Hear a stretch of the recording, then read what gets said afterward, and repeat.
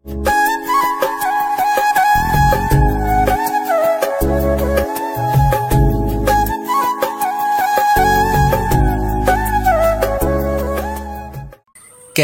মাঠে পা রাখতেই কিছু দূর লক্ষ্য করলাম চিকন চশমা পরা একটা মেয়ে 5 জন ছেলেকে কান ধরে উঠবোস করাচ্ছে। ব্যাপারটা আমার কাছে একটু হাস্যকরই লাগছে। মেয়েটি যেভাবে উঠবোস করতে বলছে আর ছেলেগুলো মেয়েটির কথা শুনে বেকুবের মতো তাই করছে। কৌতূহল বশত তাদের সামনে গিয়ে কিছু একটা বলতে যাব, এর মধ্যে চিকন মেয়েটি বলে উঠল, এখানে কি? মেয়েটির দিকে একবার তাকাতেই আমার চোখ যেন কপালে উঠে গেল। এত সুন্দরী একটা মেয়ে নম্রভদ্র না হয়ে ক্যাম্পাসে এসে ক্ষমতার বড়াই দেখাচ্ছে, এর একটা বিহিত আমাকে করতেই হবে।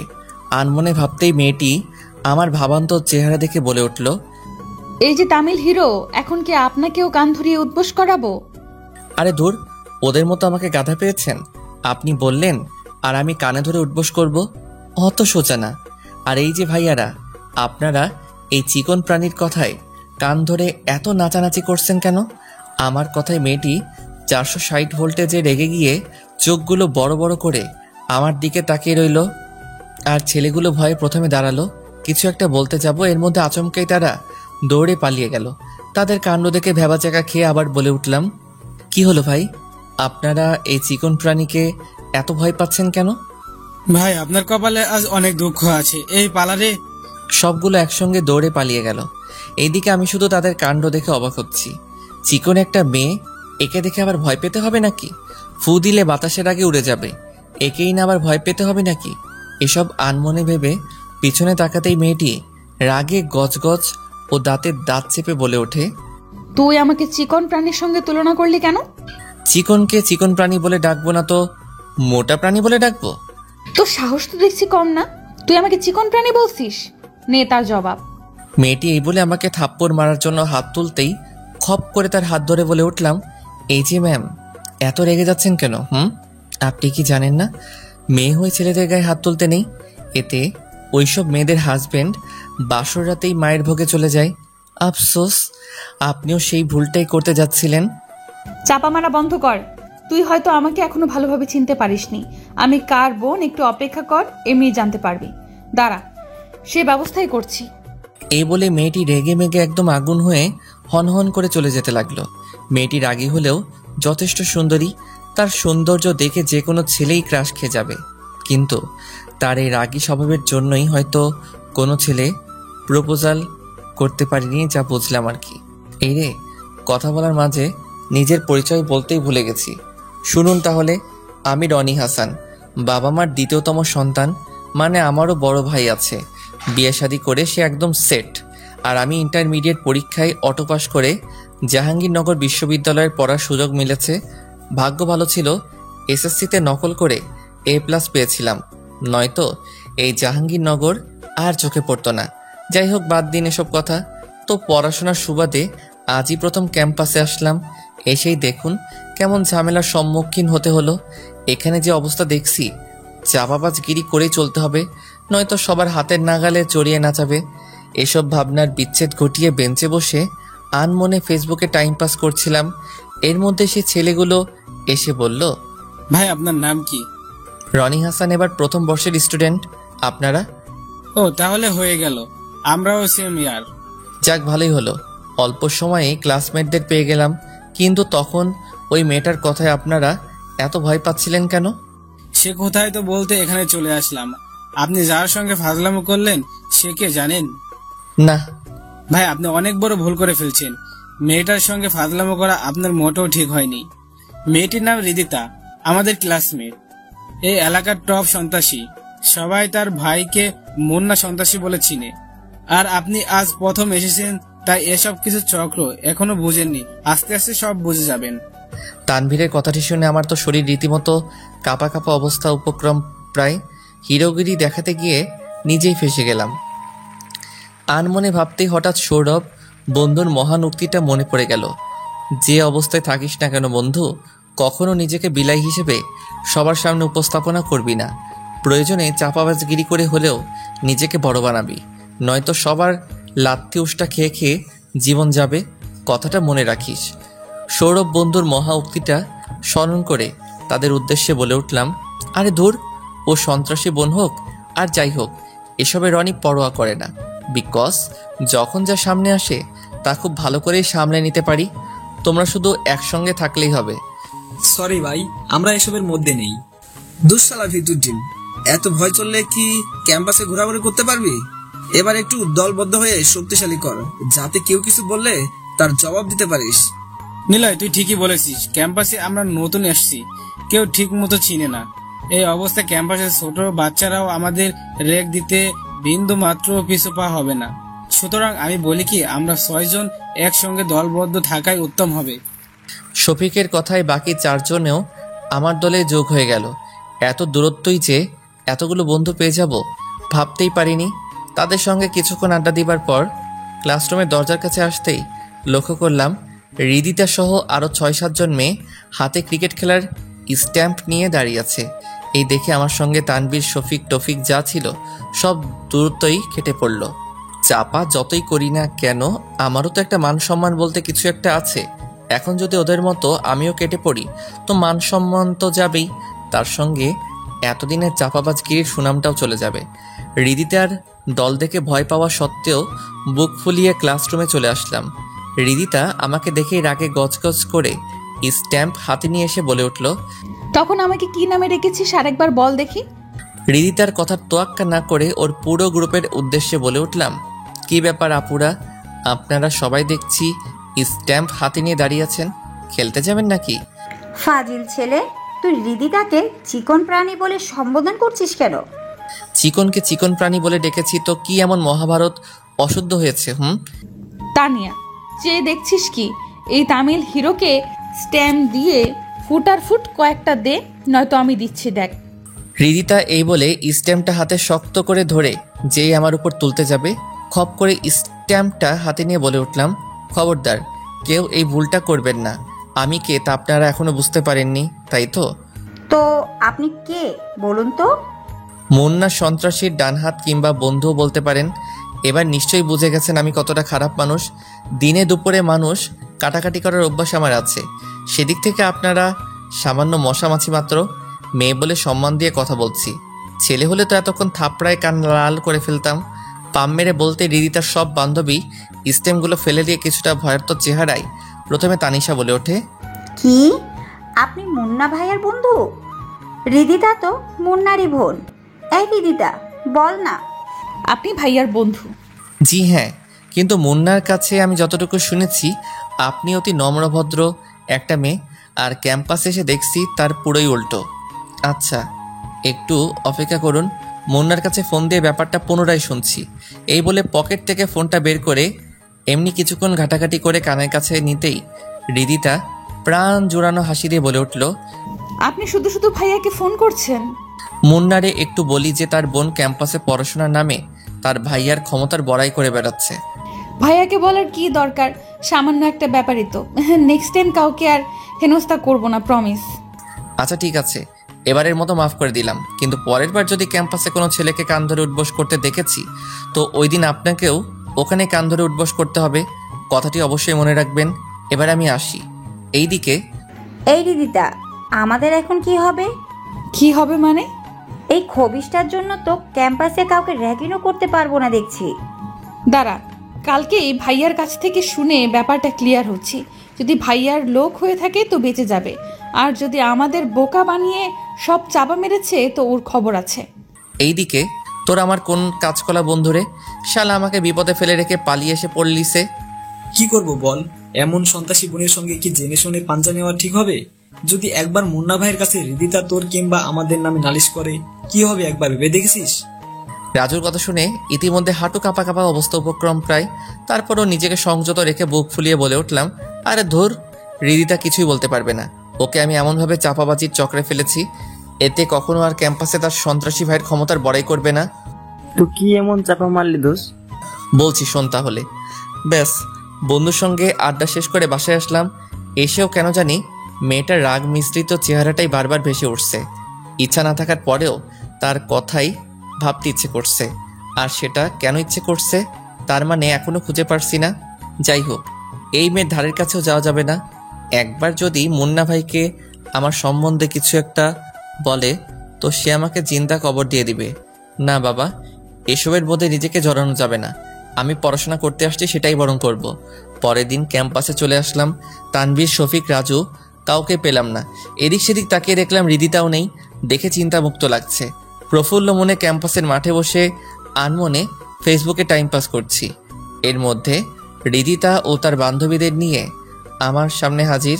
কিছু একটা বলতে যাব, এর মধ্যেই হৃদিতাই বলে উঠল, কিরে, কাল না ক্লাসরুমে খুব বড় গলায় বলেছিলি তুই ভাইয়ার ডান হাত? কই, ভাইয়াকে তোর নাম জিজ্ঞেস করলে ভাইয়া বলল রনি নামে আমাদের দলে কোনো সন্ত্রাসীই নেই। এই রে, এত জলদি হৃদিতা ওর ভাইয়ের কাছ থেকে সব শুনে ফেলছে। এখন তো চাপাবাজি করার কোনো সুযোগই নেই দেখছি। আনমনে ভাবতেই তানিয়া বলে ওঠে, আমাদের সঙ্গে ফাজলামো করার জন্য তোকে এখন ক্যাম্পাসের সবার সামনে কান ধরে 50 বার উঠবোস করতে হবে। নে, জলদি শুরু কর। এ কেন 50 বার কান ধরে উঠবোস করতে বলছে? মান সম্মান তো যাবেই, তার সঙ্গে বন্ধুদের কাছে হাসি তামাশার পাত্র হতে হবে। কিন্তু এখন কি কথা বলে কেটে পড়া যায়, সেটাই তো ভেবে পাচ্ছি না। এসব ভাবতেই হৃদিতা প্রচণ্ড রেগে বলে, এখন তুই কান ধরবি নাকি ভাইয়াকে ডেকে এনে তোর রাম ধুলাই দিব? দেখুন, আপনারা আমাকে যত ধনীর পরিবারের ছেলে ভাবছেন, আমি তা না। গ্রামের সামান্য একজন কৃষকের ছেলে। এখানে অনেক সংগ্রাম করেই আমাকে আসতে হয়েছে। তবে কোনো অন্যায়ভাবে কাউকে হেনস্থা করতে দেখলে নিজেকে সংযত রাখতে পারি না। আমি অন্যের ঝামেলায় নিজেই জড়িয়ে যাই। কাল কিছুটা রেগেই আপনাকে 2-1টা ভুলভাল কথা বলছি, এর জন্য আমি ক্ষমা প্রার্থী। আর এই যে হৃদিতা ম্যাম, আপনি তো মুন্না ভাইয়ের বোন, চাইলে যে কাউকে মারধর ও ক্যাম্পাস থেকে বের করে দিতে পারবেন। তাই আজ আমাকেও বলছেন ক্যাম্পাসে সবার সামনে 50 বার কান ধরে উঠবোস করতে। আমার কৃষক বাবা যদি জানতে পারে তার ছেলে ক্যাম্পাসে সবার সামনে কান ধরে উঠবোস করেছে, তাহলে কতটা আঘাত সে পাবে একবার ভাবতে পারছেন? আপনার সন্ত্রাসী ভাইয়ের ক্ষমতার বড়াই দেখিয়ে আমাদের মতো অসহায় গরিব সাধারণ ছেলেকে অসম্মানের মুখে ফেলে দিয়েন না প্লিজ। সরি, আমাদের ভুল হয়েছে। আমরা আসলে এত কিছু বুঝে উঠতে পারিনি। আমিও এত কিছু বুঝে উঠতে পারিনি, সরি। যদি পারেন তাদের সঙ্গে বন্ধুত্ব করে নিন, আর না পারলে তাদের সঙ্গে অন্তত হেনস্থা করেন না প্লিজ। আমার ইমোশনাল ডায়লগ শুনে হৃদিতা, তানিয়া তারা দুজনেই প্রায় আধো খান না। কথাগুলো কিভাবে বলছি তা আমি নিজেও জানি না। সেদিনকার পর থেকে হৃদিতাকে ক্যাম্পাসে কোনো ছেলেকে হেনস্থা করতে দেখিনি। যাই হোক, আমি তো হৃদিতাকে রীতিমতো পাশ কাটিয়ে চলেছি। জেনে শুনে তো আর আগুনে পা রাখা সম্ভব না। এভাবেই কিছুদিন কেটে গেল। এর মধ্যে প্রায় সবাই সঙ্গে প্রায় বন্ধুত্ব হয়েছে, কিন্তু হৃদিতার সঙ্গে বন্ধুত্ব করেনি। হৃদিতাও কখনো আগ বাড়িয়ে কথা বলতে আসেনি। তো একদিন ক্লাস শেষে গেটে এসে দাঁড়িয়ে ফোন ঘাঁটতেছি, হঠাৎ হৃদিতা এসে বলল, রনি কেমন আছো? ভালো। আপনি কেমন আছেন? আচ্ছা, তুমি আমাকে আপনি বলে সম্বোধন করছো কেন? না, এমনি। ভাইয়ার কথা ভেবে ভয় পাও নাকি? এই এলাকার সবাই তো আপনার ভাইকে দেখে ভয় পায়, তাহলে আমি কেন পাবো না? ক্যাম্পাসে প্রথম যখন আসলে তখন তো হিরো হিরো ভাব ধরে চলেছ। তখনও তো জানতে আমি মুন্নার বোন, তারপরও দুষ্টম ফাজলামো করেছো। তো এখন কি এমন হলো যে আমার সঙ্গে দেখা হলে কথাই বলছো না, পাশ কাটিয়ে চলে যাচ্ছ? তার মানে ভাইয়াকে দেখে তুমি একটু বেশি ভয় পাও। আপনি ঠিকই ধরেছেন। আমি আসলে ঝামেলায় পড়তে চাই না, সাধারণভাবে চলতেই বেশি পছন্দ করি। আমি মুন্নার বোন বলে ক্যাম্পাসে সবাই আমাকে পাশ কাটিয়ে চলে। আমিও না বুঝে তাদের সঙ্গে মিসবিহেভ করেছি, এতে তারা আমার ধারের কাছেও আসেনি। ওই দিন তোমার কথাগুলো শুনে আমি একদম পাল্টে গেছি। তা আমি খুব ভালো করে লক্ষ্য করেছি। বাহ, তুমি আবার আমাকেও ফলো করো? না মানে ক্লাসমেট হিসেবে ওইটুকু ফলো করার অধিকার আমার আছে। আচ্ছা, আমি কি তোমার বন্ধু হতে পারি? অবশ্যই, কিন্তু ভয় পাবার কিছু নেই। ভাইয়া সন্ত্রাসী হলেও কখনো আমার ফ্রেন্ডদের উপর আক্রমণ করে না, বুঝলে? ও আচ্ছা। আজ থেকে আমরা ফ্রেন্ড, ওকে? আর আমাদের মাঝে আপনি তুমি বলে কেউ কাউকে সম্বোধন করা চলবে না, ঠিক আছে? ওকে। হৃদিতার সঙ্গে এভাবে বন্ধুত্ব হয়ে যায়, সেই সঙ্গে ফেসবুক অ্যাকাউন্টেও। ক্যাম্পাসে থাকলে তো আড্ডা হতোই, বাসায় থাকলে মেসেঞ্জারে কথা হতো। কিছুদিনের মধ্যে হৃদিতার সঙ্গে যে এত গভীর বন্ধুত্ব হয়ে যাবে তা আমি কখনো কল্পনাও করিনি। তাহলে চলুন এবার ক্যাম্পাসে ঘটনায় যাওয়া যাক। ক্লাসে মনোযোগ সহকারে স্যারের লেকচার শুনছি। হঠাৎ পিছনের দিকে চোখ সরাতে লক্ষ্য করলাম হৃদিতা আমার দিকে এক নজরে তাকিয়ে আছে। চোখে ইশারা দিয়ে বললাম, আমার দিকে তাকিয়ে এসিস কেন? হৃদিতা মাথা নাড়িয়ে বলল, না, এমনি। হৃদিতার কাণ্ড দেখে আনমনে হেসে আবার স্যারের লেকচারে মনোযোগ হলাম। ক্লাস শেষে মাঠে নিলয়, রাজু, শফিকদের সঙ্গে বসে আড্ডা দিচ্ছি। এর মধ্যে হৃদিতা এসে বলল, রনি, তুই ফ্রি আছিস? কেন? না মানে তোকে নিয়ে একটু শপিং মলে যেতাম আর কি। আমাকে নিয়ে গেলে তো লাভ হবে না, উল্টা আমাকে খাওয়াতে হবে, বুঝছস? ঠিক আছে, তুই যা, খেতে চাস তাই খাওয়াবো এবং তোকে সারপ্রাইজও দিব। এখন বল, আমার সঙ্গে যাবি নাকি লসের খাতায় নিজের নামটা বসাবি? কোনটা? কি সারপ্রাইজ দিবি? তা আমার সঙ্গে গেলেই বুঝবি। আচ্ছা চল চল, দেরি হয়ে যাচ্ছে। বাহ, সারপ্রাইজের কথা শুনে আড্ডা থেকে চট করেই উঠে পড়লি দেখছি। তুই যাই বলিস না কেন, সারপ্রাইজ পেতে আমার প্রচুর ভালো লাগে। জি, এবার চলুন। রাস্তায় এসে হৃদিতা নিজের প্রাইভেট কারে না উঠে রিক্সা থামালো। দেখে বলে উঠলাম, তোদের গাড়ি থাকতেই তুই রিক্সা থামালি কেন? রিক্সা করে যেতে আমার ভালো লাগে, তাই রিক্সা থামালাম। ও এই ব্যাপার। রিক্সায় দুইজনে ওঠার পর আমার কেন জানি হৃদিতার পাশে বসে থাকতে সংকোচবোধ হচ্ছে। আর এইদিকে হৃদিতাও আমার হাত জড়িয়ে ধরে রেখেছে। দেখে ফাইজলামো করে বলে উঠলাম, আমরা দুইজন দুই রিক্সায় গেলেই বেশি ভালো হতো। দুই রিক্সায় কেন? না মানে তুই যেভাবে আমার হাত জড়িয়ে ধরে রেখেছিস, এতে বাহিরের মানুষজন দেখে ভাবছে আমরা স্বামী স্ত্রী রিক্সায় করে ঘুরছি। এ কথা বলা মাত্রই হৃদিতা আমার হাত ছেড়ে দিয়ে লজ্জামাখা সুরে বলে উঠল, ফাজলামো করিস না তো। ফাইজলামো কই করলাম? সত্যি তো কইলাম। তুই সবসময় একটু বেশি করিস, তাই না? না, আগে ঠিক বেশি বুঝতাম না, তবে ইদানিং শুরু করেছি আর কি। অত বেশি বোঝা ভালো না চান্দু। জি, এইভাবেই হৃদিতার সঙ্গে দুই এক কথা বলে শপিং মলে আসলাম। আমি আমার মতো ফোন ঘাঁটতে লাগলাম। হৃদিতা আমার হাতে ফোনটা দেখে রাগান্বিত হয়ে বলে ওঠে, সারাক্ষণ শুধু ফোন নিয়ে থাকতে হবে নাকি? তোকে নিয়ে আসলাম এক কাজে, আর তুই করছিস কি? তুই তো জানোসই আমার চয়েস বেশি, একটা ভালো না। ভালো হতে হবে না, তুই আমার পাশে থাকলেই হবে। আচ্ছা ঠিক আছে চল। হৃদিতার আচরণে আমি তখনই অবাক হলাম যখন ওর কোনো কিছু না কিনে বলল, রনি, এই পাঞ্জাবিটা দেখ তো কেমন। তোর বয়ফ্রেন্ডকে গিফট করবি তো নিয়ে নে, একদম ফাটাফাটি হবে। তুই না সবসময় বেশি বুঝছস। ভেবেছিলাম পাঞ্জাবিটা তোকে গিফট করব, এখন আর করবই না। আরে রেগে যাচ্ছিস কেন? মজা করে কথাটা কইছি, বিশ্বাস কর। ফাজিল একটা। এই বলে হৃদিতা আমার হাতে পাঞ্জাবি তুলে দিল। ব্যাস, আমিও খুশি মনে পরিধান করে নিলাম। হৃদিতা আমার পরনে পাঞ্জাবি দেখে মুগ্ধ হয়ে বলে উঠল, পাঞ্জাবিটা তোকে দারুণ মানিয়েছে দেখছি। সত্যি ভালো লাগছে নাকি পাম দিচ্ছিস? সত্যি অনেক ভালো মানিয়েছে। এখন চল রেস্টুরেন্টে খেতে যাব। তোর জন্য কিছু কিনলি না? আরেকদিন কিনবো, এখন চল রেস্টুরেন্টে খেতে যাব, অনেক ক্ষুধা লেগেছে। হৃদিতার আচরণে কিছুই বুঝতে পারলাম না। শপিং মলে আসলো ওর দরকারে, এসে আমাকে পাঞ্জাবি গিফট করলো, নিজের জন্য কিছুই কিনলো না। যাই হোক, আমাকে পাঞ্জাবি গিফট করেছে, এতেই আমি খুশি। তারপর হৃদিতা আমাকে রেস্টুরেন্টে নিয়ে গেল। প্রফুল্ল মনে খাবারগুলো খাচ্ছি, হঠাৎ 5-6টা প্রাইভেট কার রেস্টুরেন্টের সামনে এসে দাঁড়ালো। রেস্টুরেন্টে যা লোকজন ছিল সব আস্তে আস্তে বের হয়ে গেল। তাদের কাণ্ড দেখে আমার খাবারগুলো গলায় নামছে না। থতমত খেয়ে হৃদিতাকে জিজ্ঞেস করলাম, প্রাইভেট কারে কে আসছে রে? কে আবার? আমার ভাইয়া এসেছে। এটা কিন্তু ঠিক না হৃদিতা, তোর ভাই কেন এখানে আসবে? হৃদিতা আমার ভয়ের তো চেহারা দেখে বলে উঠল, রেস্টুরেন্টে খেতে আসছে হয়তো। তুই শুধু শুধু ভয় পাচ্ছিস কেন? ভয় পাবো না তো নাচবো? যদি একবার এখানে আসে তখন? আসবে মানে? এসে পড়েছে, এই দেখ ভাইয়া এইদিকেই আসতেছে। হাই ভাইয়া। হৃদিতা, তুই খাওয়া দাওয়ার প্রতি বেখেয়াল এভাবে চলাফেরা করিস কেন? সকালে এত করে বললাম ব্রেকফাস্ট করে যেতে, আমার কথা না শুনে এখন নে রেস্টুরেন্টে এসে খাচ্ছিস। মানে ভাইয়া তুমি হঠাৎ এইখানে? তোকে ফলো করে এখানে আসছি। কখন থেকে লক্ষ্য করছি এই ছেলে শপিং মল থেকে রেস্টুরেন্ট পর্যন্ত তোর সাথেই আছে। কে এই ছেলে?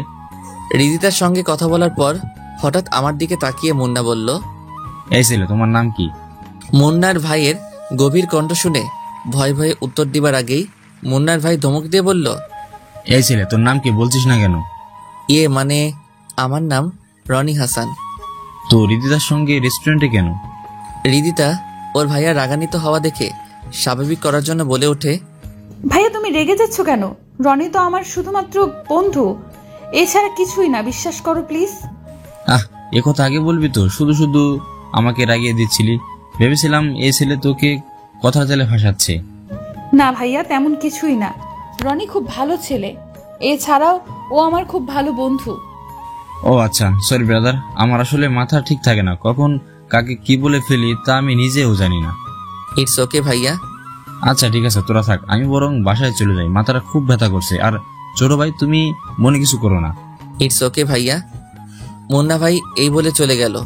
এইদিকে আমার হাঁটু কাঁপা কাঁপা অবস্থায়, গলা শুকিয়ে যাচ্ছিল। ভয় কাকে বলে এই মুহূর্তে খুব ভালোই বুঝতে পারছি। মাফিয়ার বোনের সঙ্গে ফ্রেন্ডশিপ করা মানে আগুনে পা রাখা সমান কথাই। আনমনে ভেবে যাচ্ছি, এর মধ্যে রিদিতা বলে উঠল, সরি রে ভাইয়া, আসলে ব্যাপারটা বুঝতেই পারিনি। ভেবেছে তোর আর আমার মধ্যে কিছু একটা চলছে। ভাইয়ার কথায় তুই মন খারাপ করিস না, বাসায় গিয়ে তোর হয়ে ভাইয়াকে আমি বকে দেব। রিদিতার কথা তোয়াক্কা না করে বলে উঠলাম, এখন আমাকে মেসে যেতে হবে। ঠিক আছে, হ্যাঁ অবশ্যই যাবি, তার আগে খাবারটা শেষ কর। না রে, আর খেতে ইচ্ছে করছে না। কি আর করার, চল তাহলে। রাস্তায় এসে 2 রিক্সা ডাকতেই রিদিতা বলে উঠল, 2 রিক্সা ডাকছিস কেন? মানে আমার একটু ইমার্জেন্সি, নিলয়ের ওখানে যেতে হবে, তুই বরং বাসায় চলে যা। রিদিতা আমার ব্যাপারটা খুব ভালো করে বুঝতে পেরে বলে উঠল, আচ্ছা ঠিক আছে, মেসে গিয়ে আমাকে ফোন দিস। ওকে। রিদিতাকে অন্য রিক্সায় পাঠিয়ে কেমন জানি শান্তি শান্তি লাগছে। এতক্ষণ তো পুরো ভয়ে ছিলাম। এতদিন এলাকার লোকজনের কাছ থেকে শুনে আসছি, আজ নিজেই দেখলাম কথা বলার মাঝে হুট করে রেগে যায়। দিনে দুপুরে মানুষজন মেরে ফেলতে যে পরোয়া করে না। যদি কোনো ভুল ত্রুটির জন্য মুন্না ভাই আমাকেও আক্রমণ করে, তখন তো আমি শেষ। তার থেকে রিদিতার সঙ্গে বন্ধুত্বই শেষ করতে হবে। জেনে শুনে বিপদের মুখে পা রাখা মোটেও আমার জন্য কাম্য হবে না। যেই ভাবা সেই কাজ। যোগাযোগের মাধ্যমগুলোতে এক সবগুলোতেই রিদিতাকে ব্লক করে দিলাম। এইদিকে ভাইয়া, তুমি কিন্তু কাজটা মোটেও ঠিক করনি। আরে বাবা, সরি বলছি তো। সরি বললে কি হবে? ও তো তোমাকে এমনি অনেক ভয় পায়, আজ আবার তুমি ওকে শাসিয়েছো। আচ্ছা ঠিক আছে, আমার হয়ে ফ্রেন্ডকে বলে দিস, ভাইয়া যে কাজটি করেছে তার জন্য সে অনুতপ্ত, ও সরিও বলেছে। এবার ঠিক আছে? ওকে ভাইয়া, আমি এক্ষুনি মেসেঞ্জারে বলে দিচ্ছি। রিদিতা এই বলে তার রুমে চলে গেল। ল্যাপটপ ওপেন করে মেসেঞ্জারে টেক্সট দিতে গিয়ে অবাক দৃষ্টিতে তাকিয়ে বলে ওঠে, কি ব্যাপার, আমাকে ব্লকে রেখেছে কেন? দাঁড়া, ফোন দিয়ে এক্ষুনি তোর 12টা বাজিয়ে দিচ্ছি। এই বলে ফোনটা বের করে কল দিল, কিন্তু ওপাশ থেকে ব্যস্ত দেখালো। হতাশ হয়ে ফোনটা বালিশের উপর ফেলে দিতে যাব, হঠাৎ মেসেজের শব্দ পেয়ে রিদিতা তড়িঘড়ি করে ফোনের স্ক্রিনে তাকিয়ে লক্ষ্য করে অচেনা নাম্বার থেকে একটা মেসেজ আসছে। আগ্রহ নিয়ে পড়তে লাগলো, রিদিতা, তুই হয়তো আমার উপর এখন ভীষণ রেগে আছিস, কেননা অকারণে একটা মানুষকে যোগাযোগের মাধ্যম থেকে ব্লকে রাখা তা সত্যি রাগান্বিত হওয়া একটা ব্যাপার। সেই জায়গায় থেকে তুই মোটেও ব্যতিক্রম নস। যাই হোক, এবার মূল কথায় আসি। তুই তো জানিস আমি অনেক দূর থেকে এখানে পড়াশোনা করতে আসছি। বাবা মারও কঠোরতম নিষেধ, ক্যাম্পাসে যেন কোনো প্রকার ঝামেলা না পাকাই। এছাড়া তুই তোর ভাইয়ের রাগ সম্পর্কে ভালোই জানিসই, কখন কি থেকে কি করে ফেলে তা সে নিজেই জানে না। তাই আমি সিদ্ধান্ত নিয়েছি, তোর আর আমার বন্ধুত্বের সম্পর্ক এখানেই শেষ। ক্যাম্পাস দেখা হলেও প্লিজ আমার সঙ্গে কোনো প্রকার কথা বলতে আসিস না। আল্লাহ হাফেজ, ভালো থাক। রিদিতা মেসেজটি পড়ে এতটাই রাগ উঠে যায় যে রনিকে সামনে পেলে সে খাঁচায় চিবিয়ে খেয়ে ফেলবে। অনেকটা রেগে আনমনে বলে ওঠে, বন্ধুত্ব নষ্ট করার খুব শখ হয়েছে তাই না? কাল ক্যাম্পাসে তোকে মজা দেখাচ্ছি, অপেক্ষা কর। এইদিকে রিদিতার কাছে মেসেজটি পাঠিয়ে কাজটা কি ভুল করলাম? না, ভুল কিছু করিনি। যা করেছি একদম ভালোই করেছি। মাফিয়ার বোনের সঙ্গে কোনোভাবে বন্ধুত্ব রাখা ঠিক হবে না, এসব ভেবেই ঘুমিয়ে পড়লাম। সকালে ঘুম থেকে উঠে ফ্রেশ হয়ে খাবারের পর্ব শেষ করে মার সঙ্গে কিছুক্ষণ ফোনে কথা বললাম। মনটাও কেমন জানি ফ্রেশ হয়ে গেল। তারপর প্রতিদিনকার মতো ক্যাম্পাসে আসলাম। ফোনের স্ক্রিনে লক্ষ্য করলাম ক্লাস শুরু হতে প্রায় 20 মিনিট সময় বাকি আছে। ক্যাম্পাসে টাইম পাস করার জন্য ফেসবুক ঘাঁটতে ব্যস্ত হয়ে গেলাম। ফেসবুকে মগ্ন থাকা অবস্থায় হঠাৎ কে জানি ফোনটা হাত থেকে কেড়ে নিয়ে কিছু দূর ফেলে দিল। সামনে তাকিয়ে দেখি রিদিতা প্রচণ্ড রেগে আমার দিকে এক দৃষ্টিতে তাকিয়ে আছে। সেদিকে ভ্রুক্ষেপ না দিয়ে মাটি থেকে ফোনটা হাতে নিতে যাব, এর মধ্যে রিদিতা বলে উঠল, কাল রাতে মেসেজে তুই এসব কি লিখেছিস? চুপ করে আছিস কেন? উত্তর দে। রিদিতা, একটু বোঝার চেষ্টা কর, তোর ভাই এমনি অনেক রাগী। কেউ যদি তোর আর আমার নামে ভুলভাল কান পড়া দেয় তো তাহলে তোর ভাই আমাকে খুন করে ফেলবে। আমি এত কিছু বুঝি না। তুই আগে যেমন ছিলি তেমনই থাকবি। সরি রিদিতা, পারবো না। এবার কিন্তু বেশি বাড়াবাড়ি হয়ে যাচ্ছে। রিদিতার কথায় নিশ্চুপ হয়ে ওখানে থেকে সোজা ক্লাসরুমে চলে আসলাম। রিদিতাও আমার পিছনে চলে আসলো। সেদিকে আমার ভ্রুক্ষেপ নেই, নিশ্চুপ হয়ে সিটে বসে আছি। নিলয়, তানবীর, শফিক, রাজু এক এক করে সব স্টুডেন্ট ক্লাসে চলে আসলো। আমারও কথা বলার মতো মানুষ পেয়ে গেলাম। উপর দিকে রিদিতা শুধু আমার দিকে তীক্ষ্ণ চোখে তাকিয়ে আছে। একবার রিদিতার দিকে তাকিয়ে আবার মুখ ফিরিয়ে নিলাম। এভাবেই রিদিতাকে ইগনোর করতে লাগলাম। এখন রিদিতা আগ বাড়িয়ে কথা বলতে আসলেও কোনো একটা কাজের বাহানা দেখিয়ে ওখান থেকে সরে যেতাম। এক কথায় রিদিতাকে পাশ কাটিয়ে চলতাম আর কি। হঠাৎ একদিন রিদিতা আমার মেসে এসে বলতে লাগলো, রনি, তুই কিন্তু আমাকে রীতিমতো এড়িয়ে চলছিস। যা, আমার একটু ভালো লাগছে না। প্লিজ আগের মতো হয়ে যা। রিদিতাকে আমার মেসে দেখে থতমত খেয়ে বললাম, রিদিতা তুই হঠাৎ আমার মেসে? তোর তো ভাব বেশি, ক্যাম্পাসে কথা বলার সময় নেই, তাই মেসে চলে আসলাম। লোকজন তোকে আমার মেসে দেখলে অনেক বড় অসম্মানের মুখে পড়তে হবে। রিদিতা প্লিজ তোর বাসায় চলে যা, আমি বরং তোর সঙ্গে কাল ক্যাম্পাসে কথা বলবো। আগে আমার প্রশ্নের জবাব দে তুই। আর আগের মতো ফ্রেন্ডলি ভাবে চলবি, হ্যাঁ অথবা না। আগের মতো ফ্রেন্ডলি ভাবে চলা আমার পক্ষে সম্ভব না, বুঝতে পারছিস না কেন? তুই তাহলে আমার কথা শুনবি না, তাই তো? নিশ্চয়। আমার নীরবতায় দেখে রিদিতা বলে ওঠে, এবার তোর সঙ্গে খারাপ কিছু হতে যাচ্ছে যা তুই কল্পনাও করতে পারবি না। যে ভয়ে তুই আমাকে পাশ কাটিয়ে চলছিস, সেই ভয়টাই তোকে সারা জীবন পেতে হবে। সে ব্যবস্থাই করছি, তার প্রস্তুতি নিয়ে নে। রিদিতার কথার আগাগোড়া কিছুই বুঝতে পারলাম না। সারা জীবন ভয় থাকতে হবে মানে? ও কি বোঝাতে চাইলো? যাই হোক, ওর কথা ভেবে সময় নষ্ট করার কোনো মানেই নেই। তবে একটা বিষয় বুঝতে পারছি না, আমি ওর সঙ্গে কথা কিংবা বন্ধুত্ব না রাখলে কি বা যায় আসে? আমার মতো তো আরও অনেক ফ্রেন্ডই তো আছে। এর মধ্যে একমাত্র আমি পাশ কাটিয়ে চললে ওর কি সমস্যা? হয়তো রিদিতা আমাকে ভালো বন্ধু ভাবে, হুট করে বন্ধুত্ব সম্পর্ক নষ্ট করায় মানতে পারছে না। অপরদিকে রিদিতা বোন আমার, কান্না করছিস কেন? মুন্নার কথাটি শুনে রিদিতা আরো জোরে কান্না করে বলে ওঠে, খবরদার, আমার সঙ্গে ভুলেও কথা বলতে আসবা না। মুন্না হঠাৎ তার বোনের অভিমান দেখে থতমত খেয়ে যায়। হঠাৎ আবার কি এমন হলো যে কান্না করছে? আনমনে ভেবে মুন্না বলে, আচ্ছা কি হয়েছে আমাকে বলবি তো নাকি? শুধুমাত্র তোমার জন্য আমার বন্ধু বান্ধব কেউ কাছে ঘেঁষতে পারে না।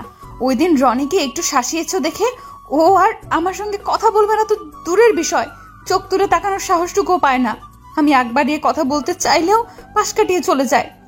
ও এই ব্যাপার? রনি কথা বলে না দেখে কান্না করছিস? কান্না করবো না তো কি করব? ও আমার এত ভালো একটা বন্ধু, হুট করে কথা বলা বন্ধ করেছে। এদিকে আমার খারাপ লাগে না? হ্যাঁ অবশ্যই খারাপ লাগে, তবে তার জন্য যে কান্না করতে হবে এমন তো কোনো কথা না। তোর ফ্রেন্ড তো আরো অনেকেই আছে, তাদের কথা ভেবে মন খারাপ করে বসে থাকতে তো আগে কখনো দেখিনি। আজ যে তোর চোখে জল দেখছি, এই কান্নার পিছনে অবশ্যই কোনো রহস্য জড়িয়ে আছে যা আমি জানি না, তাই তো?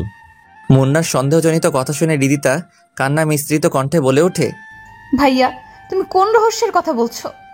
আমি মাফিয়া সন্ত্রাসী হতে পারি ঠিকই, কিন্তু দিন শেষে আমারও পরিবার পরিজন বলতে কেউ একজন আছে। আর এই পৃথিবীতে সবচেয়ে বেশি ভালোবাসি কাকে জানিস? না ভাইয়া। সেটা হলো আমার ছোট বোন রিদিতা, যাকে সেই ছোটবেলা থেকে এ বুকে আদর যত্নে বড় করেছি। সে সঙ্গে তার চাওয়া পাওয়া পূরণ করতে ত্রুটি রাখিনি। আজ সে বোন কান্না করছে শুধুমাত্র একটা বন্ধুর জন্য। আচ্ছা তোকে একটা প্রশ্ন জিজ্ঞেস করবো, তার সঠিক উত্তর দিবি, লুকাবি না, কেমন? ওকে ভাইয়া। প্রথম প্রশ্ন হলো, তুই কি রনিকে ভালোবাসিস? না, ভালোবাসি না। তাহলে তার জন্য কান্না করছিস কেন? রনিকে আমি ভালোবাসি না, তবে ওর সঙ্গে কথা না বললে আমার ভালো লাগে না। সবকিছুতেই খারাপ লাগা কাজ করে। ও যখন আমাকে পাশ কাটিয়ে চলে তখন কেন জানি এমনিই কান্না পায়। এমনটা যদি হয়ে থাকে তো তুই নিশ্চিত ওই ছেলেটার প্রেমে পড়েছিস। এর জন্য তার এরিয়া চলাটা সহ্য করতে পারছিস না। ভয় পাবার কারণ নেই, তুই শুধু একবার তোর মনের কথা আমাকে বল। তোর বিয়ে আমি নিজ হাতে দিব, একটু ভেবে দেখ। মুন্নার কথা শুনে রিদিতা লজ্জিত হয়ে হাসি মুখে রুম ত্যাগ করল। রিদিতার আচরণে তার ভাইও বিষয়টি বুঝতে পিছপা আর হলো না। এইদিকে, মামা আপনার এখান থেকে বিকাশে টাকা তোলা যাবে কি? হ্যাঁ ভাই, এই এজেন্ট নাম্বারে টাকা পাঠিয়ে দাও। ওকে। বিকাশ থেকে টাকা তুলে মানিব্যাগে রাখতে যাব। এর মধ্যে প্রাইভেট কারে কয়েকজন লোক নেমে এসে আমার উদ্দেশ্যে বলে ওঠে, আপনার নাম কি রনি হাসান? তাদের কথা শুনে থতমত খেয়ে বললাম, হ্যাঁ, কিন্তু আপনারা কারা? আমরা মুন্না ভাইয়ের লোক। তো আমাকে এখানে ইন্টারফেয়ার করছেন কেন? তা আপনি মুন্না ভাইয়ের কাছে গেলেই বুঝতে পারবেন। এখন কথা না বাড়ে জলদি গাড়িতে উঠুন। সরি ভাই, অকারণে মুন্না ভাইয়ের ওখানে যেতে আমি ইচ্ছুক না। তাছাড়া মুন্না ভাইয়ের সাথে আমার কোনো শত্রুতাও নেই যে তার সঙ্গে আমার দেখা করতে হবে। আপনারা ভাই এবার আসতে পারেন। এখন আপনি ভালো ভালো গাড়িতে ওঠেন, তো সম্মানের সহিত আপনাদের সঙ্গে যেতে পারবেন, নয়তো জোর করে আপনাকে এখান থেকে তুলে নিয়ে যেতে আমরা বাধ্য হব। লোকগুলোর কথা শুনে হাঁটু রীতিমতো কাঁপতে শুরু করলো। মুন্না ভাই আমাকে ডাকছে, তার মানে হৃদিতা নিশ্চয়ই কোনো ঝামেলা পাকিয়েছে।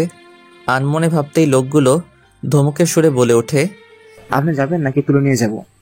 থাক ভাই, তুলে নিয়ে যেতে হবে না, আমি স্বইচ্ছেই আপনার সঙ্গে যাচ্ছি, চলুন। বাধ্য হয়ে মুন্না ভাইয়ের বাসায় আসলাম।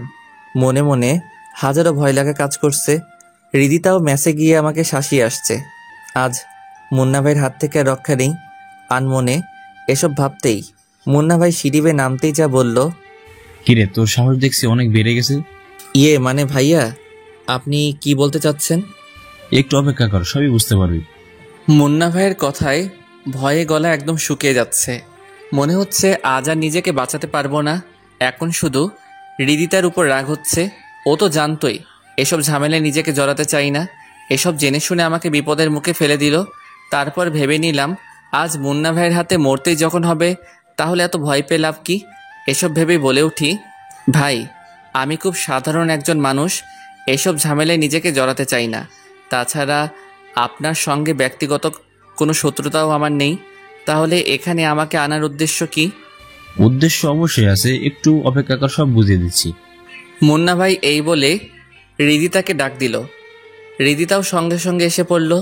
আমাকে দেখেই হাসি উজ্জ্বল চেহারা উপস্থাপনা করে মুন্না ভাইয়ের উদ্দেশ্যে বলে ওঠে, ভাইয়া ডেকেছো কেন? এই ছেলেটার নাম কি রনি? হ্যাঁ ভাইয়া। একেই তো ভালোবাসিস। হৃদিতার সঙ্গে কথা শেষ করে মুন্না ভাই আমাকে উদ্দেশ্যে বলে, হৃদিতাকে শুধু ভালোবাসিস নাকি বন্ধু ভাবিস, কোনটা? মুন্না ভাইয়ের কথাটা শোনার জন্য আমি মোটেও প্রস্তুত ছিলাম না। অবাক প্লাস ভয় নিয়ে বলি, ভাইয়া আপনি ভুল ভাবছেন। হৃদিতাকে আমি ভালোবাসি না, শুধুই বন্ধু ভাবি। হৃদিতা, তুই চুপ আছিস কেন? ভাইয়াকে সব কিছু বল। এত ভয় পাবার কি আছে ভাইয়াকে? বলে দে তুই আমাকে ভালোবাসিস। হৃদিতার কাছ থেকে কথা শুনে আমার আকাশ ভেঙে যেন আমার মাথার উপর পড়ার উপক্রম প্রায়। কি বলছে? মাথা কি খারাপ হয়ে গেল নাকি? হৃদিতা, এটা কিন্তু ঠিক হচ্ছে না। আমাদের মাঝে কখনো ভালোবাসার সম্পর্ক ছিল না, বন্ধুত্বর সম্পর্কই ছিল। আজ হঠাৎ এসব উল্টাপাল্টা কথা বানিয়ে বলছিস কেন? কি আমি বানিয়ে বলছি তুই আমায় ভালোবাসিস না? আচ্ছা ঠিক আছে, তোকে আমায় ভালোবাসতে হবে না। হৃদিতা এই বলে ছোট বাচ্চাদের মতো কান্না করে তার রুমে চলে গেল। এই দিকে হৃদিতার চোখের জল দেখে মুন্না ভাই রাগান্বিত হয়ে আমার শার্টের কলার চেপে ধরে বলে ওঠে, আমার বোনের চোখে জল দেখলে আমার মাথা ঠিক থাকে না, ইচ্ছা করছে তোকে এখানে শেষ করে দিই। ভাই আপনি বিশ্বাস করুন, আমার আর হৃদিতার মাঝে কোনো ভালোবাসার সম্পর্ক ছিল না। ও বানিয়ে এসব বলছে। হৃদিতা আমার শুধু বোন না, ও আমার মেয়ের মতো। ছোট থেকে যখন যা চেয়েছে তাই এনে দিয়েছি, এবারও তার আবদার আমি পূরণ করব। আর এই 2 দিনের মধ্যেই জয়নাল, বিয়ের সমস্ত আয়োজন প্রস্তুত কর, কালকেই এদের বিয়ে সম্পন্ন করবে ইনশাআল্লাহ। জি আচ্ছা ভাই, বরং এখনই ডেকোরেশন এবং লাইটিং পুরো বাড়ি আলোকিত করার ব্যবস্থা করছি। মুন্না ভাইয়ের কাছ থেকে বিয়ে নামক শব্দটি শুনে পায়ের নিচে মাটি যেন সরে গেল। পরিশেষে মাফিয়ার বোনকে বিয়ে করতে হবে? না, কোনোভাবেই সম্ভব না। এই বিয়ে আমি করতে পারবো না। আনমনে ভেবেই বলি, ভাইয়া আপনি ভুল সিদ্ধান্ত নিয়েছেন, হৃদিতাকে আমি বিয়ে করতে পারবো না। মুন্না ভাই রাগান্বিত সুরে বলে ওঠে, ছোট ভাই এত বেশি বুঝিস না, তাহলে নিজের জীবনটা কিন্তু হারাতে হবে। এবার মনের মধ্যে ভয় ঢুকে গেল। নিমিষে চুপ হয়ে গেলাম। সন্ত্রাসীর পালায় পড়েছি, তাদের কথার প্রতিবাদ করলেই নিশ্চিত জীবন হারাতে হবে। তার থেকে চুপ করে থাকাই শ্রেয়। একদিন পর বিয়ের সকল নিয়মকানুন মেনে আমার আর হৃদিতার বিয়ে সম্পূর্ণ হয়ে গেল। বিয়েতে সকল বন্ধু বান্ধব উপস্থিত ছিল, শুধু আমার পরিবার আর আত্মীয় স্বজনরাই উপস্থিত ছিল না। তাদের কথা ভেবে খুব খারাপ লাগছে। হৃদিতা ওর জিতকে প্রাধান্য দিয়ে হয়তো আমাকে বিয়েটা করতে বাধ্য করেছে, কিন্তু আমার মনের অবস্থা একবারও বুঝতে চেষ্টা করলো না। ছাদের কিনায় এসে আনমনে ভাবছি, পড়াশোনা করতে এসে বিয়ের চক্রে যে এভাবে পড়ে যাব তা কখনো কল্পনা করেনি। ওইদিকে বাবা মা ভাইয়া ভাবি তারা হয়তো আমার বিয়ের কথা জানতে পারলে অনেক কষ্ট পাবে। এখন এসব ভেবেই বা কী হবে? বিয়ে তো আমি স্বইচ্ছায় করিনি, আনমনে ভেবে পিছন দিকে ফিরে তাকাতেই নিলয়, তানভীর, তানিয়া তাদেরকে দেখতে পেলাম। চুপ হয়ে আছি দেখে তানিয়া বলে ওঠে, কিরে মন খারাপ করে আছিস কেন? এটা তোরাই ভালো জানছস। রনি প্লিজ মন খারাপ করিস না। হৃদিতা তোকে আগে থেকেই পছন্দ করত, যার কারণ ও নিজে আগ বাড়িয়ে তোর সঙ্গে বন্ধুত্ব করেছে। এইসব কিছুই ভালোবাসার সাথে করেছে। মুন্না ভাইকে নিয়ে হৃদিতাও অনেক ভয় পেত যদি তোর সত্যি কোনো ক্ষতি করে ফেলে। এই ভয়ে ভালোবাসার কথাটিও প্রকাশ করেনি, বরং তোকে বুঝতেও দেয়নি। ইভেন আমাকেও অনেকদিন পর জানিয়েছে। পরিশেষে তুই কি করলি? মুন্না ভাইয়ের সামান্যতম ধমকানিতে হৃদিতাকে ইগনোর করতে শুরু করলি। তোর এই ইগনোর করাটা সত্যি নিতে পারছিল না। তারপর আর কি, হৃদিতা ওর ভাইকে সবটা বলে, প্ল্যান করেই তোকে ব্ল্যাকমেল করে বিয়েটা করে ফেলে। তানিয়ার কথা শুনে আমি যেন আকাশ থেকে পড়লাম। হৃদিতা আমাকে সত্যি সত্যি ভালোবাসতো, আর আমি কিছুই টের পেলাম না। তবে হৃদিতাকে একটু শাস্তি ভোগ করতেই হবে। আমাকে ভয় দেখিয়ে বিয়েতে মত নিয়েছে, এর শাস্তি যদি না দেই তো কেমনে কি? কিরে কোথায় হারিয়ে গেলি? তানিয়ার কথায় ভাবনার ঘোর কেটে গেল। মানে কি যেন বলছিলি? কিছুই না, তুই এখন বাসর ঘরে যা। রাত প্রায় 12টা বাজতে গেল। ওইদিকে বেচারা হৃদিতা তোর অপেক্ষায় প্রহর গুনছে মনে হয়। ধ্যাত তেরি, আমি আছি টেনশনে, তুই আছিস ফাইজলামন মুডে। বন্ধু লেট করছিস কেন? যা বিড়ালটা আগে ভাগে মিরায়, নয়তো হাত ছাড়া হয়ে যাবে। তানিয়া, নিলয়, তানভীর তারা আমাকে নিয়ে দুষ্টামি ফাইজলামও করছে। এর মধ্যে হঠাৎ হৃদিতা ছাদে এসে কোনো কথা না বলে আমার হাত ধরে টেনে রুমে নিয়ে গিয়ে দরজা বন্ধ করে বলে ওঠে, এই যে হিরো, আমাকে এখানে বসিয়ে রেখে ছাদে আড্ডা দিচ্ছিলেন কেন? মন চাচ্ছিল তাই ছাদে আড্ডা দিচ্ছিলাম, তাতে তোর কি?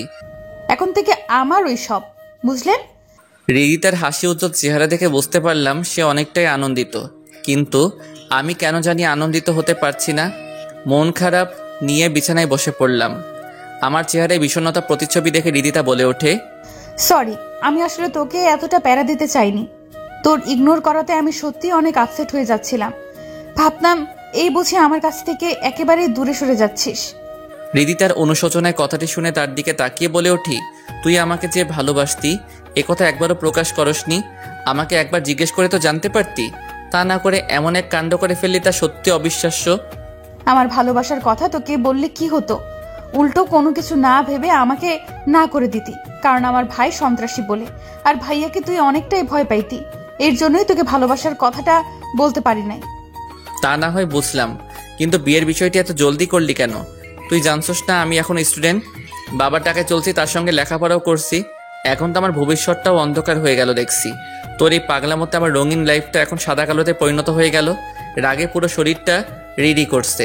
মন চাচ্ছে হৃদিতাকে কষে কয়েকটা থাপ্পড় মেরে দেই, কিন্তু ওর সন্ত্রাসী ভাইটার জন্য পিছপা হতে হচ্ছে। নিজের রাগ নিজের মাঝে ধামাচাপা দিতে হচ্ছে। ধুর, লাইফটাকে শেষ করে দিল। এসব ভেবে কম্বল মরিয়ে চোখ বুজে ফেললাম। কিছুক্ষণ পর হৃদিতা আমাকে জড়িয়ে ধরে কানের কাছে এসে বলে, ঘুমিয়ে পড়ছিস কেন? আজ না আমাদের বাসর রাত? কথাটা শেষ হওয়ার মাত্রই হৃদিতাকে ঝটকানি মেরে সরিয়ে দিয়ে বললাম, কিসের বাসর রাত? আজ আমার মরণ রাত। আমার কথা শুনে হৃদিতার হাসি উজ্জ্বল চেহারা নিমিষেই মলিন করে বলে, ছি, এসব অলক্ষণে কথা মুখে আনতে নেই। বুঝতে পারছি আমার উপর তোমার অনেক রাগ জমে আছে।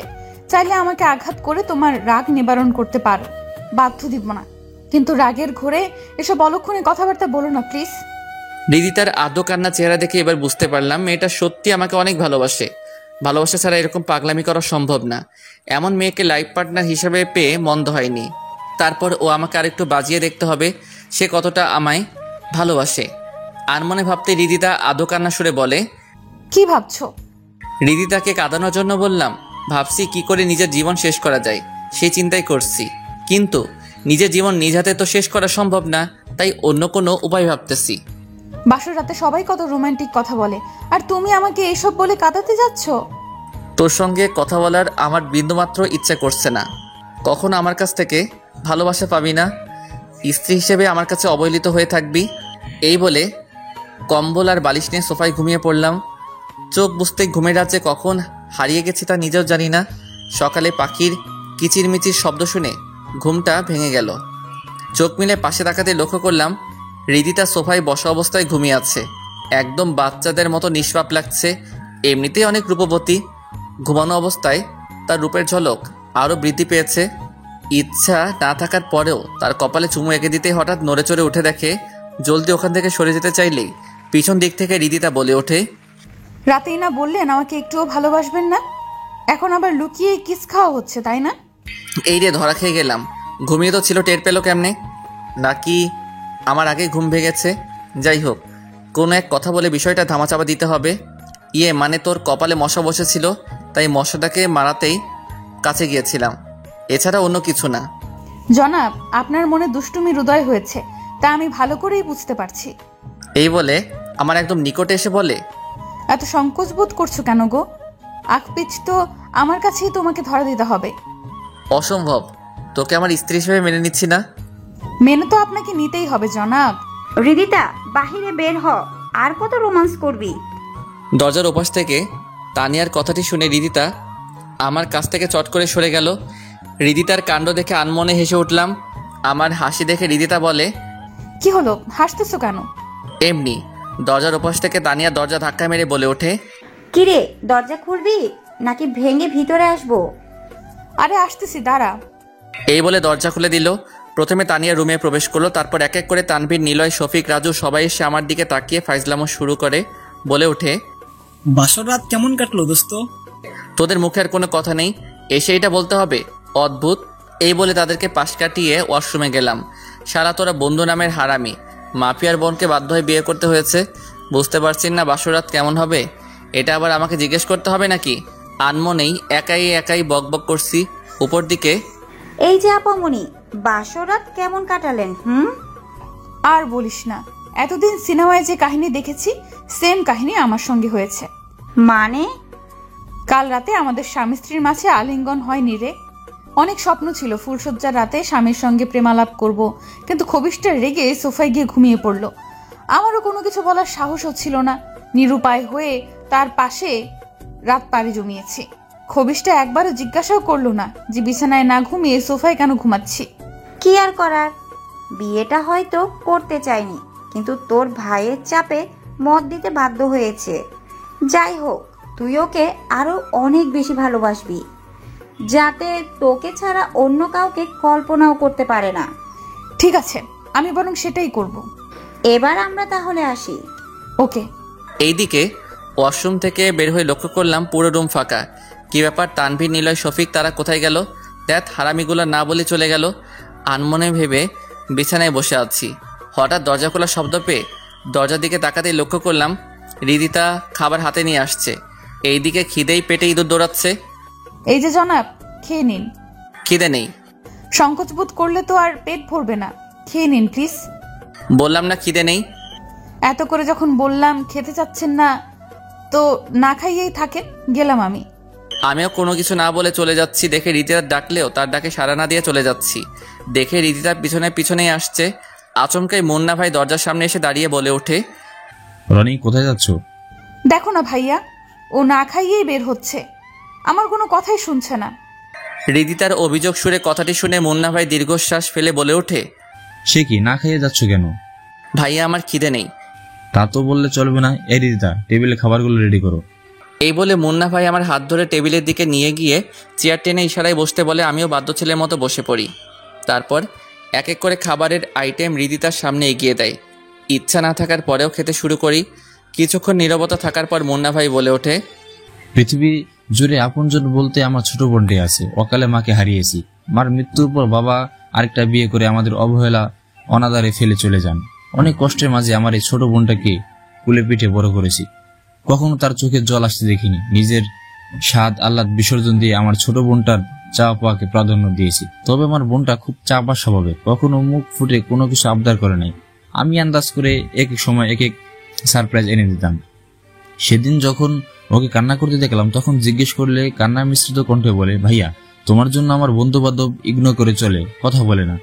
কথাটি শুনে আবার যখন তাকে জিজ্ঞেস করলাম, কে কথা বলে না আমাকে বল, তখন সে তোমার নামটি বলেছিল। আমি ভেবেছিলাম ও শুধু তোমাকে বন্ধু ভাবে না, তার থেকে অন্য কিছু।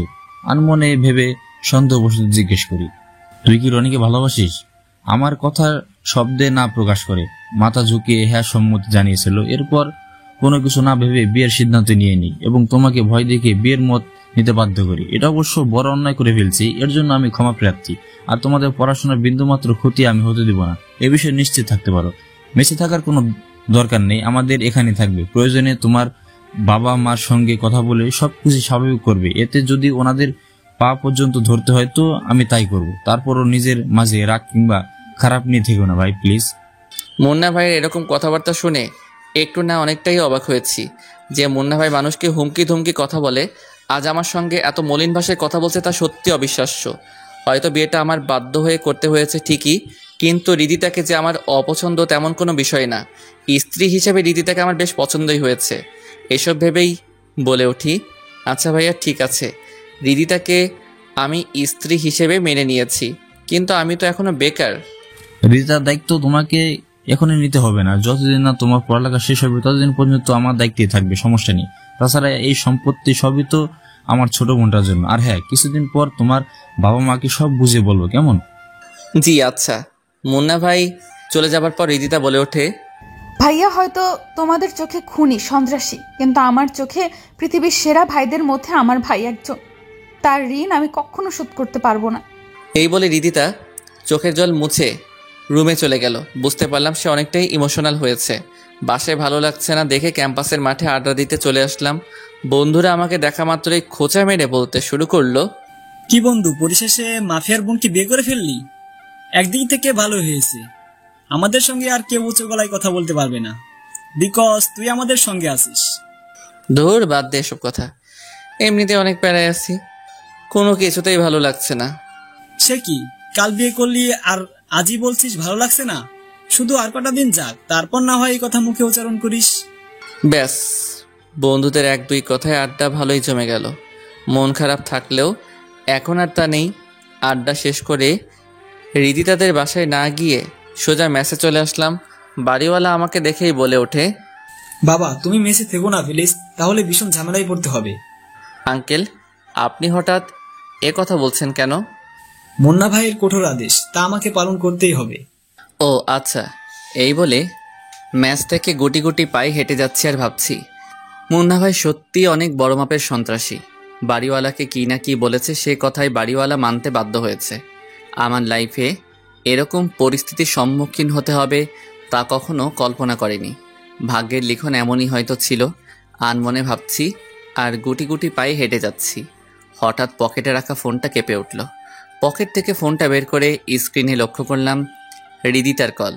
গুরুত্ব না দিয়ে কেটে দিলাম। ব্যাস, আবারও কল দিল।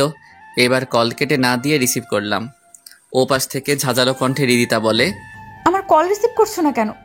কল রিসিভ না করলে কথা কার সঙ্গে বলছিস? প্রথমবার তো কল কেটেই দিলা। আমার ইচ্ছা হইছে, কল রিসিভ করিনি। তো কোনো সমস্যা? হইছে, আর বলতে হবে না, বাসায় আসো। যেতে পারবো না। এসে পড়ো, নয়তো ভাইয়ার লোকজন পাঠিয়ে দিব কিন্তু। থাক, লোকজন পাঠিয়ে দিতে হবে না, আমি আসতেছি। কল কেটে তারপর তড়িঘড়ি করে বাসায় চলে আসলাম। রুমে এসে রিদিতাকে কিছু একটা বলতে যাব, এর মধ্যে রিদিতা আচমকাই এমন একটা কাণ্ড করলো তা সত্যি অবিশ্বাস্য। রুমে এসে রিদিতার উদ্দেশ্যে বলে উঠলাম, আমাকে এভাবে হাতের নাগালে নাচাচ্ছিস কেন? আমার প্রশ্নের উত্তর না দিয়ে রিদিতা বলে ওঠে, চোখটা একটু বন্ধ করো তো। হঠাৎ চোখ বন্ধ করব কেন? প্লিজ বন্ধ করোই না, সারপ্রাইজ আছে। আচ্ছা ঠিক আছে, চোখ বন্ধ করলাম, তবে বেশিক্ষণ থাকতে পারবো না। ওকে। রিদিতার কথা মতো চোখ বন্ধ করা মাত্রই রিদিতার ঠোঁটের উষ্ণতা অনুভব করলাম, তবে বেশিক্ষণ না। চোখ মেলে তাকানো মাত্রই রিদিতা দৌড়ে পালিয়ে গেল। এইদিকে রিদিতার ঠোঁটের উষ্ণতা পেয়ে কেমন জানি একটা ঘোরের মাঝে পড়ে গেলাম। এরকম একটা কাণ্ড করবে তা সত্যি অবিশ্বাস্য বলে মনে হচ্ছে। এখন শুধু ঘুরে ফিরে রিদিতার ঠোঁটের উষ্ণতাই পেতে ইচ্ছা করছে। পালিয়ে যাবে কোথায়?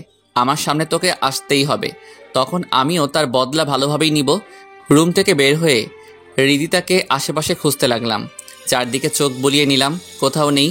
ফোন বের করে কল দেওয়া মাত্র কিচেন রুম থেকে রিদিতার ফোনটা বেঁচে উঠল। তারপর এদিক সেদিক না তাকিয়ে কিচেন রুমে গিয়ে লক্ষ্য করলাম খুব মনোযোগ সহকারে রান্না করছে। তার হাতের নাগালে ফোন কল টোন বাজছে, সেদিকে কোনো ভ্রুক্ষেপ নেই। আমিও কম কিসের, শুট করে পিছনে গিয়ে রীতিতাকে জড়িয়ে ধরলাম। আচমকায় জড়িয়ে ধরাতে কেঁপে উঠে প্লাস তুতলিয়ে বলে, কে? আপনার হাজবেন্ড। আচ্ছা, হঠাৎ কি মনে করে আমার কাছে আসলেন? আমার বউটাকে একটু আদর করতে চলে আসলাম, ব্যাস। কথাটি শুনে রীতিতা আমার কাছ থেকে নিজেকে ছাড়িয়ে নেবার চেষ্টা করে বলে ওঠে, না না, আদরের কোনো দরকার নেই, দেখছো না রান্না করছি, ছাড়ো আমাকে। ছাড়বো না। তখনকার সারপ্রাইজটাতে আমার মন ভরেনি, সুতরাং সারপ্রাইজটা পুনরায় আবার চাই। কিচেন রুমে এসে আপনাকে এত রোমান্টিক হতে হবে না, কেউ দেখে ফেললে লজ্জায় মুখ দেখাতে পারবো না, ছাড়েন বলছি। এত সুন্দরী বউ পাশে থাকলে সবাই রোমান্টিকই হবে, তাহলে আমার কি দোষ? এই বলে হৃদিতার ঠোঁটের উষ্ণতা নিতে যাব, হঠাৎ গরম চেনি হাতে চেপে ধরাতে চট করে হৃদিতার কাছ থেকে সরে গিয়ে বলে উঠি, বউ না ডাকাত, একটু কাছে এসেছি বলে গরম চেনির ছ্যাক দিতে হবে? ধুর, তোর কাছে আসাই আমার ভুল হয়েছে। মানা করার পরেও শুনছিলাম না কেন? ঠিক আছে, ভুল আমারই হয়েছে, আপনি রান্না করেন। এই বলে রেগে মেগে কিচেন রুম থেকে চলে আসলাম। ধুর, মুডটাই নষ্ট করে দিল। কিছুক্ষণ পর হৃদিতা রুমে এসে দুষ্টুমিশ্বরে বলে ওঠে, কেমন লাগে ফুলসজ্জার রাতে আপনি আমাকে ছ্যাঁকা দিয়েছেন, তাই এর প্রতিশোধ নিলাম। এবার তাহলে আমিও প্রতিশোধটা নিয়ে নেই, দাঁড়া। এই বলে বিছানা থেকে নেমে হৃদিতার দিকে এগিয়ে যাচ্ছি, দেখে ও পালানোর চেষ্টা করা আগেই খপ করে তার হাত ধরে হ্যাঁচকা টেনে বুকে জড়িয়ে নিয়ে বললাম, এবার তোর কাছ থেকে আমাকে কেমনে সরাবি? নিজেকে বাঁচানোর টেকনিক আমার জানা আছে, তা দেখতে চাও? ওকে চেষ্টা করে দেখতে পারিস। পারমিশন পাওয়া মাত্রই হাতে সজোরে কামড় বসিয়ে দিল। ব্যথা পাওয়া সত্ত্বেও মুখে হাসি এনে বলে উঠলাম, এই সামান্য কামড়ে আমার কিছুই হবে না, বুঝছস? একটুও ব্যথা পাওনি? না, পাইনি। এই বলে রীতিতাকে বিছানায় নিয়ে প্রথমেই কপালে চুমু এঁকে দিলাম, তারপর স্বামী স্ত্রীর মধুর ভালোবাসায় দুইজনই হারিয়ে গেলাম। আলিঙ্গনের পর রীতিতা আমার বুকে মাথা রেখে জড়িয়ে শুয়ে আছে। দুইজনের মাঝে কোনো কথা নেই, মনে হচ্ছে এই মুহূর্তে আমাদের দুইজনেই বাকরুদ্ধ হারিয়েছে। নীরবতার প্রহর ভেঙে রীতিতা বলে ওঠে, আমাকে ছেড়ে কখনো যাবে না তো? নীরবতার মাঝে হৃদিতার কথাটি শুনে থতমত খেয়ে বলে উঠি, চলে যাওয়ার প্রশ্ন আসছে হঠাৎ? না মানে বিয়ে তো আমাকে স্বইচ্ছায় করেননি, চাপে পড়েই মত দিতে বাধ্য হয়েছ, এর জন্য তোমাকে নিয়ে আমার অনেক ভয় হয়। হ্যাঁ, যেতেও পারি, ঠিক নেই। ফাইজলামো করে বলতে হৃদিতা ভীষণ ক্ষেপে আমার বুকের উপরে উঠে বলে, এ কথা মুখে আরেকবার উচ্চারণ করলে বড্ড খারাপ হয়ে যাবে কিন্তু। আরে বাবা, রাগ করছো কেন? ফাইজলামো করে বলেছি তো। অনেক হয়েছে, ছাড়ো আমাকে। আরে কোথায় যাচ্ছ? থাকো না আর একটু। আজ না হোক কাল ঠিকই তো আমাকে রেখে চলে যাবা, মাঝখান থেকে এত মায়া বাড়িয়ে লাভ কি? ছাড়ো আমাকে। বললাম তো ফাইজলামো করে বলছি, তারপরও রাগ কেন করছো? তাহলে আমার মাথায় হাত রেখে বলো, কখনোই আমাকে ছেড়ে যাবা না? আচ্ছা ঠিক আছে, যাব না। আর যদি যেতেই হয় তো আমার বউটাকেও সঙ্গে নিয়ে যাব। খুশি? সত্যি? এই বলে রীতিতা আমার কপালে চুমু এঁকে দিল। মেয়েটা সত্যি আমাকে অনেক ভালোবাসে। যাই হোক, হৃদিতাকে মৃত্যুর আগ পর্যন্ত আর ছাড়ছি না। খুব জলদি ওকে আমার বাসায় নিয়ে যাব। হয়তো বাবা মা ভাইয়া তাদের কাছে একটু বকাঝকা শুনতে কিংবা দুই একটা থাপ্পড় খেতে হবে, তারপর তো ঠিকই তাদের কাছে টেনে নিবে। আনমনে ভেবেই মার কাছে ফোন দিলাম। দুই একবার কল টোন বাজার পর আম্মু রিসিভ করে বলে ওঠে, কেমন আছিস বাবা? হ্যাঁ আম্মু, ভালোই আছি। তোমরা সবাই কেমন আছো? আলহামদুলিল্লাহ, সবাই ভালো আছি। তোর পড়াশোনার কি খবর? হ্যাঁ ভালো। কি ব্যাপার, তুতলিয়ে কথা বলছিস কেন? না মানে তোমাকে একটা কথা বলতে চাচ্ছিলাম। হ্যাঁ বল, শুনছি তো। আম্মু, আমি এখানে বিয়ে করে ফেলেছি। বাদর ছেলে, কি বললি? আবার বল দেখি। তারপর আম্মুকে স্পষ্ট ভাষায় যখন বললাম, মা আমার কথাটি শুনে রাগে আগুন হয়ে ঝাঁঝালো কণ্ঠে বলে, বাদর ছেলে, তোকে পড়ালেখা করতে পাঠিয়েছি আর তুই ওইখানে আমাদের ছাড়াই এসব করেছিস? তোর ওখানে কালকেই আমি যাচ্ছি। এই বলে লাইন কেটে দিল। মার রাগান্বিত সুরে কথাটি শুনে অনেকটাই ভয় পেয়ে যাই, কারণ মা রাগ করলে ভীষণ ঝামেলায় আমাকে পড়তে হয়। আমার সুপারিশ তো একমাত্র মা করে, আর এখন দেখছি পুরোই বিপক্ষে চলে গেছে। তার দিক থেকে রিয়াক্ট করা অস্বাভাবিক কিছু না, তারপরও মার রাগান্বিত আচরণে ভয় করছে। মা যে রিয়াক্ট করলো, বাবা শুনলে তো বাসায় তুলবে না। এখন এসব ভেবে আর লাভ নেই, যা হবার তা হবেই। রাতে ঘুমানোর সময় এসব চিন্তা ভাবনা করছি। রীতিতা আমাকে চিন্তিত দেখে জড়িয়ে ধরে বলে, কি ভাবছো? ভাবনার বিচ্ছেদ ঘটিয়ে বলে উঠলাম, মাকে আমাদের বিয়ের বিষয়টা জানিয়ে দিয়েছি। উনি আমার মুখে বিয়ে নামক শব্দটি শুনেই অনেকটা রেগে যান এবং কালকে আসতে চাইছে। বুঝতে পারছি না মা এখানে আসলে কি হবে। আমার জন্য তোমাকে অনেক বকাঝকা শুনবে, তাই না? এই পাগলি, তুই মন খারাপ করছো কেন?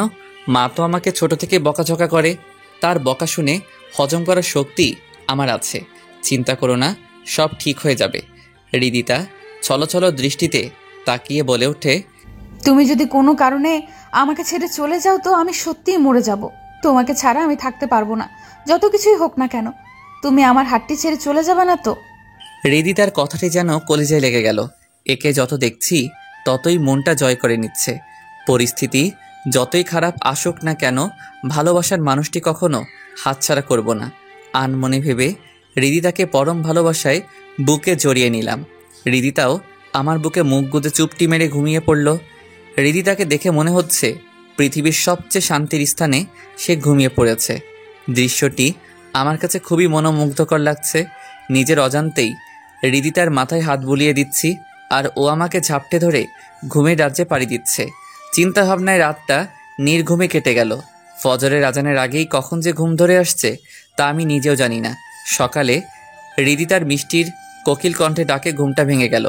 আমার চোখ লাল বর্ণ দেখে হৃদিতা বলে ওঠে, কি ব্যাপার, তোমার চোখগুলো এমন লাল বর্ণ ধারণ করেছে কেন? নিশ্চয়ই রাতে ঘুম হয়নি। হ্যাঁ, ঘুম হয়েছে তো। মিথ্যা বলছো কেন? তোমার চোখ প্রমাণ দিচ্ছে রাতে ঘুম হয়নি। এবার আর লুকানোর চেষ্টা করলাম না, বলে ফেললাম, আসলে চিন্তাভাবনা বেশি থাকায় ঘুমাতে পারিনি। মাকে নিয়ে আমার বেশি চিন্তা হচ্ছে। যে মানুষটা আমার সুপারিশ সবসময় করত সে এখন আমার বিপক্ষে চলে গেছে। তার মানে বুঝতে পারছো ব্যাপার কেমন কঠিন হয়ে দাঁড়াবে। চিন্তা ভাবনা করার কোনো প্রয়োজন নেই, নিয়তির উপর সব ছেড়ে দাও। এই বলে আমার কপালে চুমু এঁকে হৃদিতা রুম ত্যাগ করলো। হৃদিতার কথায় কিছুটা স্বস্তি পেলাম। সকালের পর্বটা এমনি কেটে গেল। বিকালে বাবা মা তার সঙ্গে ভাইয়া ভাবি সবাই চলে আসছে।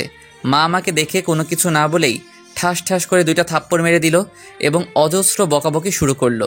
বাবা শুধু দাঁতের দাঁত চেপে চোখ রাঙিয়ে তাকাচ্ছিল। ভাইয়া ভাবি তারাও আমাকে বোঝাতে লাগলো কাজটি আমি মোটেও ঠিক করিনি। কিছুক্ষণ এভাবে পরিস্থিতি গরম থাকলো। মুন্না ভাই এসে সমস্ত ঘটনাই বাবা মাকে বলল এবং ক্ষমা চাওয়ালো। ভাইয়া ভাবির সুপারিশে মা আর অমত পোষণ করলো না।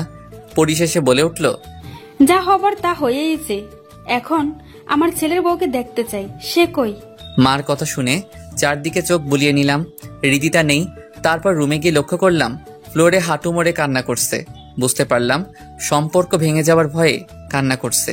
তারপর হৃদিতাকে বাবা মার সামনে নিয়ে গেলাম। হৃদিতাকে দেখেই মা নিমিষে ঠান্ডা হয়ে বলে ওঠে, বাহ, বৌমা তো অনেক রূপবতী আছে দেখছি, তবে তার গুণগুলো দেখার বাকি আছে। আন্টি, আমার বোন যেমন সুন্দর তেমন তার মনটা অনেক সুন্দর, আপনাকে অনেক সেবা যত্ন করবে। কি বৌমা, সেবা যত্ন করবে তো আমার? হ্যাঁ মা, অবশ্যই আপনার সেবা যত্ন করব। আমার তো আর মা নেই, মার ভালোবাসাও আমি পাইনি, তবে তার শূন্যতায় অনেক কেঁদেছি। আজ আপনাকে মায়ের আসনে পেয়েছি, সুতরাং আমি আমার সর্বোচ্চ দিয়ে হলেও সৎ আচরণ করব। ব্যাস।